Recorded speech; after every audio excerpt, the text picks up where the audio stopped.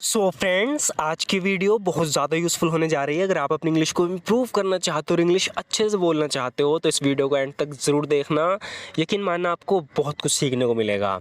So friends, बिना किसी देरी के शुरू करते हैं आज की वीडियो। यहाँ पर ये किसी लड़के से कह रही है कि दोपहर 3 बजे मुझसे मिलने का अपने वादे पर कायम रहना प्लीज़।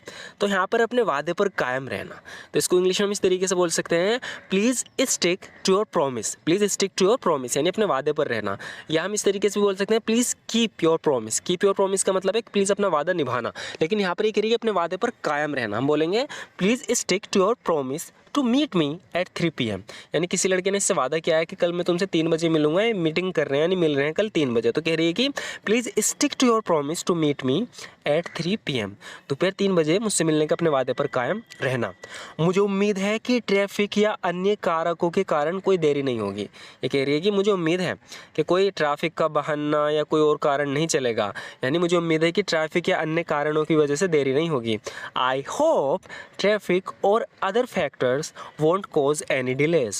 I hope traffic और other factors won't cause any delays। कह रही है कि तुम्हें आना है, अपने वादे पे कायम रहना, कोई बहाना मत भर देना कि ट्रैफिक लग गया था या कोई और कारण था। इसलिए कह रही है कि I hope traffic और other factors won't cause any delays। मुझे उम्मीद है कि ट्रैफिक या कोई और कारण की वजह से देरी नहीं होगी। तुमसे 3 बजे मिलती हूँ, मुलाकात का इंतज़ार रहेगा। कह रही है कि जा रही है, अब कह रही है कि कल 3 बजे मिलती हूँ। See you at 3 PM। See you at 3 PM यानी तुमसे 3 बजे मिलती हूँ। Looking forward to our meeting. जब भी हम कहते हैं looking forward to our meeting, यानी अपनी मीटिंग के लिए, अपनी मुलाकात के लिए इंतज़ार कर रही हूँ, यानी कि बहुत ज़्यादा इंतज़ार रहेगा, उत्साहित हूँ काफ़ी ज़्यादा। तो इस तरीके से हम बोलेंगे इस चीज़ के लिए हम एक्साइटेड होते हैं, तो हम कहते हैं कि आई एम लुकिंग फॉरवर्ड, है ना। तो इसी तरीके से हम बोल रहे हैं कि सी यू एट 3 PM, तुमसे 3 बजे मिलती हूँ। Looking forward to our meeting, मुलाकात का इंतज़ार रहेगा। अगर कुछ होता है तो मुझे कॉल करके करने में हिचकिचाना मत। अब आगे कह रही है कि अगर कोई प्रॉब्लम हो जाती है, हो जाता है ना, जब हम किसी से मिलने का वादा करते हैं, कोई प्रॉब्लम होगी, हम उस वजह से नहीं आ पा रहे, तो कह रही है कि अगर कुछ ऐसा होता है ना तो कॉल करने में हिचकिचाना मत, बता देना। इफ़ समथिंग कम्स अप, यहाँ पर हमने यूज़ किया है कम अप फ्रेजल वर्ब का, यानी कुछ अगर ऐसा होता है, कोई प्रॉब्लम होती है घर में, तो don't hesitate to give me a call, मुझे कॉल करने में हिचकिचाना मत। If something comes up don't hesitate to give me a call.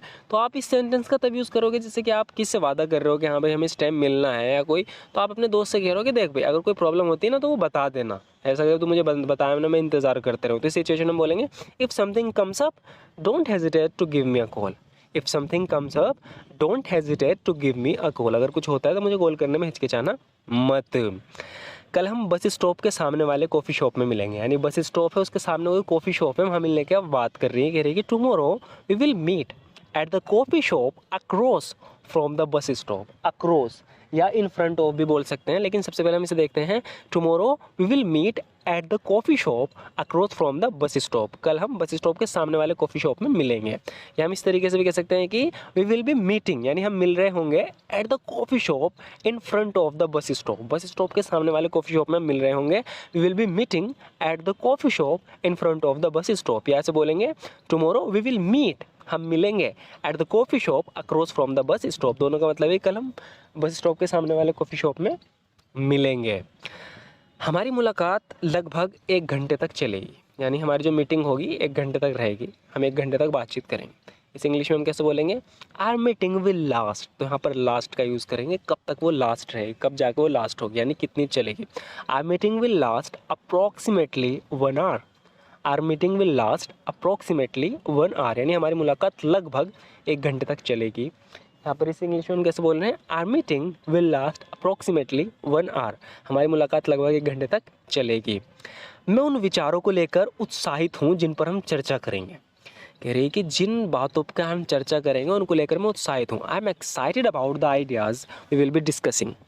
I am excited about the ideas we will be discussing, यानी कोई बिजनेस शुरू करने जा रहे हैं, उसके रिगार्डिंग ये मीटिंग कर रहे हैं, उस रिगार्डिंग ये बातचीत करेंगे। तो कह रही है कि I am excited about the ideas we will be discussing, यानी जिन विचारों को हम डिस्कस करेंगे उन्हें लेकर मैं उत्साहित हूँ। I am excited about the ideas we will be discussing.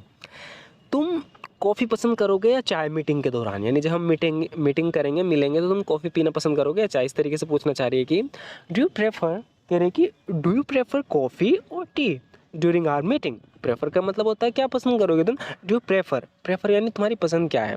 Do you prefer coffee, तुम कॉफ़ी पसंद करते हो, और टी या चाय ड्यूरिंग आर मीटिंग, हमारी मीटिंग के दौरान तुम क्या पसंद करते हो? डू यू प्रेफर कॉफ़ी और टी ड्यूरिंग आर मीटिंग? इस तरीके से बोलेंगे इज़ कॉफ़ी और tea your choice for our meeting? Is coffee और tea your choice for our meeting, यानी हमारी मीटिंग के लिए तुम्हारी चॉइस क्या है, कॉफ़ी या चाय, क्या पीना पसंद करोगे, पूछना चाह रही है। आगे बोल रही है कि कृपया समय के पाबंद रहिए क्योंकि मेरा शेड्यूल बहुत व्यस्त है।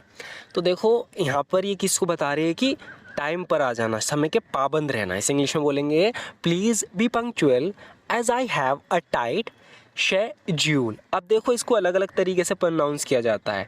इंडिया में तो हम इस तरीके से कहते हैं शेड्यूल, है ना, लेकिन जो ब्रिटिश इंग्लिश है उसमें हम बोलेंगे शेड्यूल। तो कह रही है कि please be punctual as I have a tight schedule, कृपया समय के पाबंद रहिए क्योंकि मेरा शेड्यूल है वो बहुत व्यस्त है। कल तुमसे मिलने के अलावा मुझे और भी काम करने हैं। कह रही है कि सिर्फ तुमसे मिलना नहीं, उसके अलावा और भी काम है मुझे कल। कह रही है कि टुमारो बिसाइड्स मीटिंग यू, यानी कल तुमसे मिलने के अलावा। अपार्ट फ्रॉम का भी यूज़ कर सकते हैं हम यहाँ पर बिसाइड की जगह, लेकिन यहाँ पर हम कह रहे हैं कि टुमारो बिसाइड्स मीटिंग यू, कल तुमसे मिलने के अलावा I have others work to do, मुझे और काम भी करने हैं। Tomorrow besides meeting you I have others work to do, कल तुमसे मिलने के अलावा मुझे और भी काम करने हैं। या ऐसे बोल सकते हो in addition to meeting you, तो यानी तुमसे मिलने के अलावा, कल तुमसे मिलने के अलावा, in addition to meeting you tomorrow I have other things to attend to, या तो अदर थिंग्स टू डू या अटेंड टू। अटेंड किसी काम को अटेंड करना नहीं, उसे करना, किसी काम को डू करना तब भी उसे करना। तो कह रही कि in addition to meeting you tomorrow, तुमसे मिलने के अलावा कल I have other things to attend to, मुझे और भी काम अटेंड करने यानी उन्हें करना है। अटेंड नहीं बोलना तो अदर्स वर्क टू डू, और काम भी है मुझे करने को। कल तुमसे मिलने के अलावा मुझे बैंक भी जाना है। यहाँ पर ये कह रही कि कल तुमसे मिलने के बाद मुझे बैंक भी जाना है। After meeting you tomorrow I also need to go to the bank. After meeting you tomorrow I also need to go to the bank, यानी कल तुमसे मिलने के अलावा मुझे बैंक भी जाना है। After meeting you tomorrow I also need to go to the bank. या आप इस तरीके से भी कह सकते हो कि I have to go to the bank as well after meeting you tomorrow. I have to go to the bank as well after meeting you tomorrow, यानी कल तुमसे मिलने के बाद मुझे बैंक भी जाना है। I have to go to the bank as well after meeting you tomorrow. मुझे बैंक में कुछ पैसे जमा करने हैं। इंग्लिश में बोलेंगे I need to deposit some money in the bank. I need to deposit some money in the bank, यानी मुझे बैंक में कुछ पैसे जमा करने हैं। आई नीड, मुझे ज़रूरत है। आई नीड टू डिपॉजिट, मुझे कुछ पैसे जमा करने की ज़रूरत है बैंक में। I need to deposit some money in the bank. ऐसे बोल सकते हो कि I need to deposit some money in the bank. इसके अलावा हम बोल सकते हैं कि apart from this tomorrow I will be busy cooking. इसके अलावा कल मैं खाना बनाने में व्यस्त रहूँगी, यानी कल मुझे ही खाना बनाना है घर का। तो कह रहे हैं कि apart from this tomorrow I will be busy cooking. इसके अलावा कल मैं कुकिंग करने में बिजी रहूँगी। बिजी के बाद वर्ब में हम ING लगा देंगे। अपार्ट फ्रॉम दिस, इसके अलावा टुमारो, कल आई विल बी बिजी कुकिंग, मैं खाना बनाने में व्यस्त रहूँगी। सो फ्रेंड्स, आज की वीडियो में बस इतना ही। आपको वीडियो कैसी लगी ज़रूर बताना। वीडियो अच्छी लगी तो लाइक ज़रूर कर देना। अगर आप इस तरीके और वीडियोस देखना चाहते हो और अपनी इंग्लिश को इंप्रूव करना चाहते हो तो हमारे इस चैनल को ज़रूर सब्सक्राइब कर लेना। Thank you so much for watching this video friends.